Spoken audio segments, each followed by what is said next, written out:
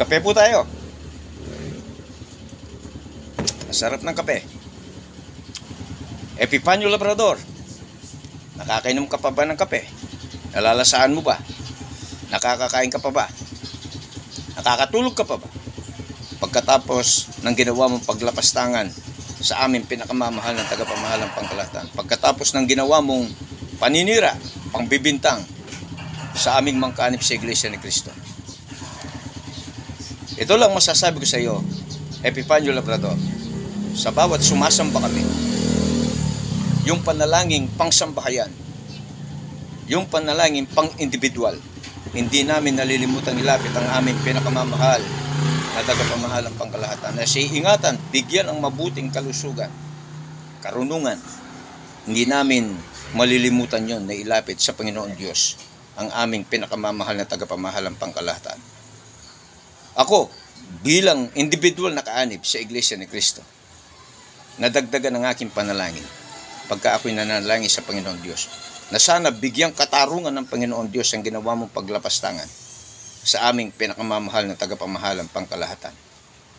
At yung sinabi mo na nabayaran ang aming pinakamamahal na tagapamahalang pangkalahatan, ang pamunuan ng Iglesia ni Cristo na binabanggit mo, na nabayaran ng isang politiko.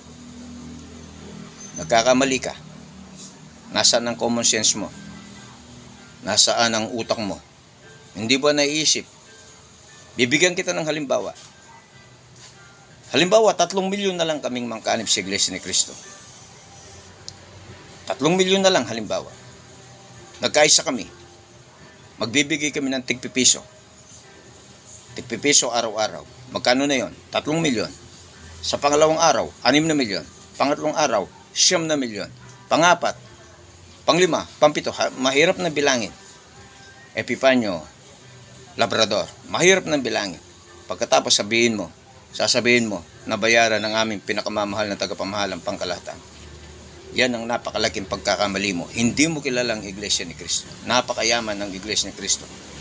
Bagaman marami sa amin ang mahirap, pero pagdating sa pananampalataya, pagmamahal sa aming tagapamahalang pangkalahatan, napakatindi. Sapagkat napakatindi ng aming pagkakilala sa mga salita ng ating Panginoon, ng aming Panginoon. Hindi ka pala kasama. Sapagkat kami lang sa aming Panginoon Diyos. Kaya Epipanyo Labrador, maghintay ka lang sa napakatinding hagupit ng kalangitan sa iyo sa ginawa mong paglapastangan sa aming pinakamamahal na tagapamahalang pangkalahatan. At yung nagkalat ng fake news na umutang ang aming pinakamamahal na tagapamahalang pangkalahatan, isa ka pa, nasa ng common sense mo. Sinong maniniwala sa iyo na umutang ang aming pinakamamahal na tagapamahalang pangkalahatan? Napakayaman ng Iglesia. Hindi mo kilalang Iglesia ni Cristo. Hindi mo alam ang ginagawa ng Iglesia ni Cristo na pagmamalasakit sa kapwa. Africa, tinulungan ng Iglesia ni Cristo magkaroon ng hanap buhay, makakain sa tamang oras ang mga tao ron. Tinulungan ng Iglesia ni Cristo. Tapos sasabihin mo, umutang ang aming pinakamamahal na tagapamahalang pangkalahatan.